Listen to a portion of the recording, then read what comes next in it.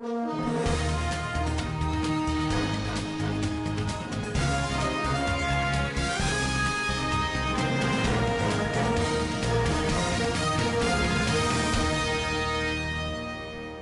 and welcome to Standard Voice Television Global News at 3 p.m. today, 25th February 2026. Equivalent Islamic calendar, 8th of Ramadan 1447 after Hijrah. In the headlines, President TINUBU appoints TUNJI DISU as Acting Inspector General of Police following EGBETOKUN'S resignation. The State House of Assembly scrutinizes Local Government Council's 2026 budget proposal. Presidency says U.S. report on Nigeria will boost security cooperation. On the international scene, Brazil confirms 14 people died, while 440 others displaced after heavy rains. And a sport update, Cricket Federation confirms return of Women's T20I Invitation Tournament. These and more will come to you in the bulletin. I am Hamida Muhammad Idris. President Bola Ahmed Tinubu has accepted the resignation of the Inspector General of Police, Kayode EGBETOKUN, and immediately appointed TUNJI DISU as Acting Inspector General of Police. EGBETOKUN had earlier tendered his resignation later on Tuesday, citing present family considerations. Advisor to the President on Information and Strategy, Bayonanuga, who announced this in a statement, said Tinubu appreciated his service to the Nigeria Police Force and the nation. He also acknowledged EGBETOKUN's dedication, professionalism, and steadfast commitment to strengthening internal security architecture during his tenure. Appointed in June 2023, Kayode EGBETOKUN was serving a 4-year term scheduled to conclude in June 2027, in line with the amended Provisions Act of the Police. In another development, Nigeria Police Force (NPF) has said that the 10 million naira transfer to the personal account of Victor EGBETOKUN, son of Kayode EGBETOKUN, the outgoing Inspector General of Police (IGP), was a mistake transaction. The force's clarification followed an online report allegation that Victor received 100 million naira from the Anambra State Government Security Vault account. First spokesperson Benjamin Hundeyin, while speaking on one of the national television, said Victor reported the incident to the police, adding that the funds were reversed immediately. He also explained that the statement of accounts of EGBETOKUN's son was printed and confirmed that the 100 million naira had been reversed. The spokesperson also described the incident as a mistaken transaction, with the money returned to the state government account shortly after detection. On 2026 budget, Kaduna State House of Assembly received a bill seeking approval of 150.12 billion naira for the 21 local government councils in the state for the 2026 fiscal year. The bill, which proposes an appropriation, is targeted at funding the activities of local government councils for the year ending December 31st, 2026. House of Assembly member Mahmoud Lawal, in a motion during plenary, urged that the bill be referred to the appropriate committee for detailed analysis, while Alami Stingo seconded the motion. The Chairman House Committee on Appropriation and Implementation, Yunusa Shehu Pambegua, explained that the budget was designed to cover programs and operations of the 23 local government areas. He, however, assured that the Assembly will thoroughly examine the estimates to ensure it reflects the needs and priorities of residents across the councils. Nigeria has joined the globe to commemorate this year's International Mother Language Day, marked February 21st annually, to promote linguistic and cultural diversity and multilingualism. The day was first proclaimed by United Nations Educational, Scientific and Cultural Organization, UNESCO, and later adopted by the UN General Assembly, and underscores the role of languages in promoting inclusion and achieving sustainable development goals. In the special reports compiled by Standard Voice Television correspondent Ilya Adamu Auta sampled the views of some respondents on Mother Language Day. The reports. The International Modern Language Day was proclaimed by the General Conference of UNESCO in November 1999. The idea to celebrate the day was the initiative of Bangladesh to remember events such as the killing of 4 students on February 21st, 1952, because they campaigned to officially use their mother language, Bengali, in Bangladesh. UNESCO estimated that there are 8,324 languages spoken or signed. Out of these, around 7,000 languages are still in use. A cleric and a public affairs commentator, Prince Anthony Akochi, shed more light on the day. Following a declaration that was made on the 17th November 1999 by the 30th General Assembly of the UNESCO that day be declared worldwide to commemorate the martyrs who sacrificed their lives on the particular day, 21st, that as at 1952. Also, some students and teachers speak on the 2026 International Modern Language Day. Language is any speech or a means of communication that people use that other people can understand. What is language? Language is a system of communication used to express feelings and ideas and information. Good morning, ina kwana, bonjour, sabahul khair, masha Allah.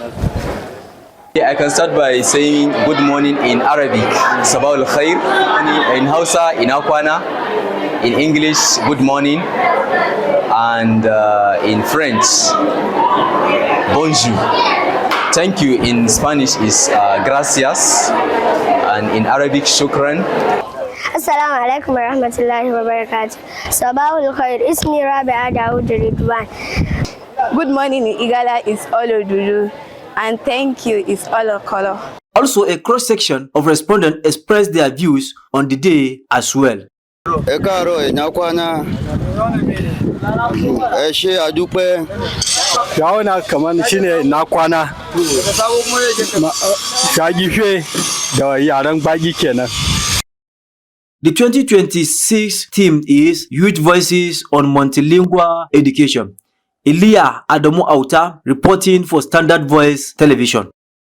The 7th Annual Radio Broadcasters Convention Africa is planned to take place from June 9 to 10, 2026 in Johannesburg as media landscape underscores a seismic shift toward intelligent audio.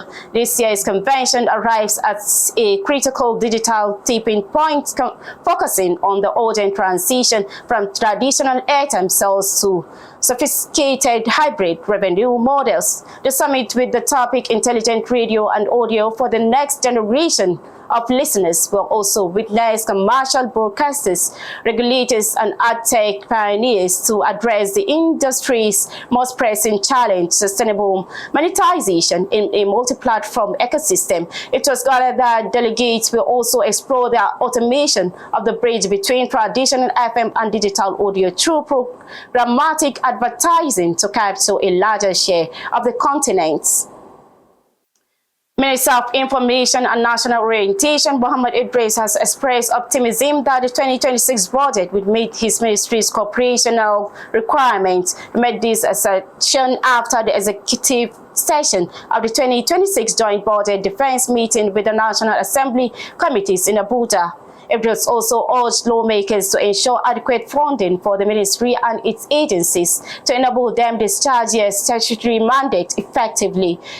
He also expressed hope that the National Assembly will secure sufficient funding for the ministry and its agencies to enhance public awareness of their administration's policies. The minister, while commenting on the 2025 budget performance, said government policy commitment to account for about 70% of allocations into 2026. The news is coming to you on Standard Voice Television. Still to come in the news. Presidency says U.S. reports on Nigeria will boost security cooperation. On the international scene, Brazil confirms 14 people died while 440 others displaced after heavy rains. On Sport Update, Cricket Federation confirms return of Women's T20I Invitation Tournament. Stand up for this and more after this break.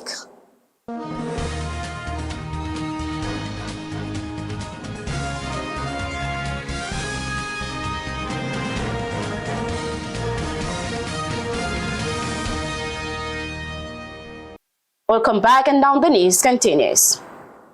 The government says the joint report by the U.S. House Foreign Affairs Committee and the House Appropriations Committee on Christian persecution in Nigeria is an opportunity to strengthen bilateral security cooperation. The report submitted to the White House highlighted security challenges across Nigeria, including terrorism, banditry, and communal conflicts. Minister of Information Muhammad Idris in a statement said the government remains committed to protecting all Nigerians, regardless of religion or region. He, however, refuted claims of genocide against Christians in Nigeria, by reacting to reports of religious persecution submitted to the U.S. President Donald Trump by Congressman Really Moore said there is no religious persecution in Nigeria. Idris also emphasized that the federal government remains concerned about the loss of lives and destruction of property resulting from these criminal acts, and extend government sympathies to all victims and their families regardless of faith, ethnicity, or religion.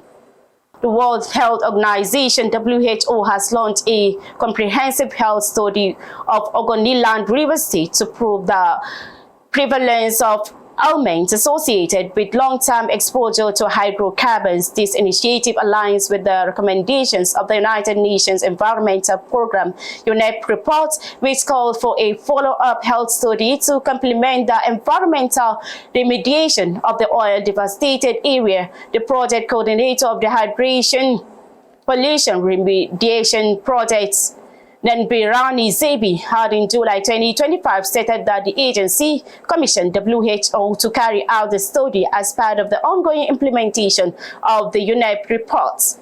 Lead scientist of International Agency for Research on Cancer, Anne Oleson, said the study is part of the United Nations Environment Programme recommendations for Ogoni. Earlier, Hydrocarbon Pollution Remediation Project Coordinator Nembari Zebi emphasized that the study is not a contracted job and called on the traditional rulers to provide an enabling environment for the team to carry out their work. The presidency says Naira would have strengthened to 1,000 Naira per dollar within weeks if the Central Bank of Nigeria, CBN, had not stepped into the foreign exchange market to stabilize trading. Vice President Kashim Shettima made this disclosure while speaking at the Progressive Governors Forum Renewed Hope Ambassador Strategic Summit in Abuja. He disclosed that the federal government's economic reform were beginning to show results, noting that inflationary pressures were easing and oil prices were moderating. Shettima also pointed to recent foreign investment flows as evidence of improving confidence in the economy.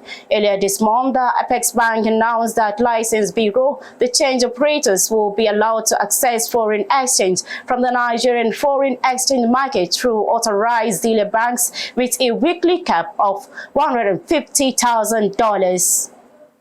Nigerian exchange has enjoyed a vibrant week of trading, and at the forefront of the market run was DAR Communications PLC. The media firm stock sold the spotlight, rising 55.26% to close at 29.5% share, making it one of the most remarkable performances on the exchange for the week ending 13 February 2026. Investors' interest in the stock soars, reflecting renewed confidence in the company's prospects and the broader appetite for gains in the media and communication sector. The meeting is coming amid strong market momentum, with the all-share index pushing past the 180,000 point mark and trading volumes across equities swelling across the market. 79 stocks gained against 27 decliners, signaling widespread optimism.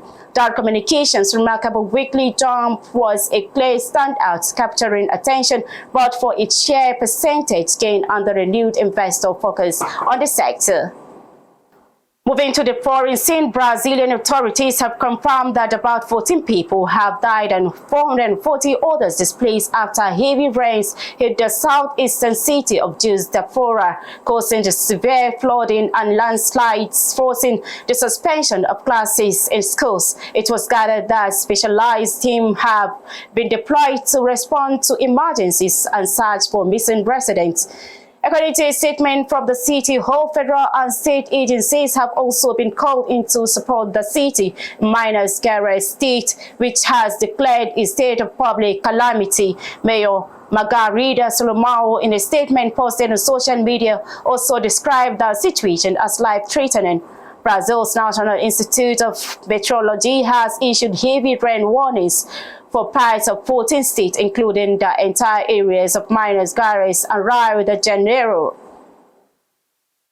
Moving to the sports and scene, Lagos State is set to host African women's cricket next month after the Nigeria Cricket Federation (NCF) confirmed the return of its flagship women's invitational tournament. The competition, planned to run from March 18 to 29, 2026, promises its most diverse lineup yet, featuring Nigeria, Ghana, Sierra Leone, Rwanda, and a debuting side, the South Africa under-19 women's team. The Tafawa Balewa Cricket Oval will host the expanded five-nation event, which marks a significant step up from the tournament's origins as a bilateral series. The competition, which began as a bilateral series with Rwanda, was not held last year due to the NSCF's busy calendar. Ahead of this year's tournament, the Federation has affirmed its readiness to use the competition as a high-performance platform for the team. Finally, on the news, the top stories again. President TINUBU appoints TUNJI DISU as Acting Inspector General of Police following EGBETOKUN'S resignation. The State House of Assembly scrutinizes Local Government Council's 2026 budget proposal. Presidency says U.S. report on Nigeria will boost security cooperation. On the international scene, Brazil confirms 14 people died, while 440 others displaced after heavy rains. And a sports update, Cricket Federation confirms return of Women's T20I Invitation Tournament. These and more will come to you in the bulletin. That was Standard Voice Television Global News. Our next bulletin comes up later. On behalf of the news editor Ilya Adamu Auta and the production crew, I am Hamida Mohammed Idris. Thanking you for investing your time and staying with the news. Iftar Mubarak.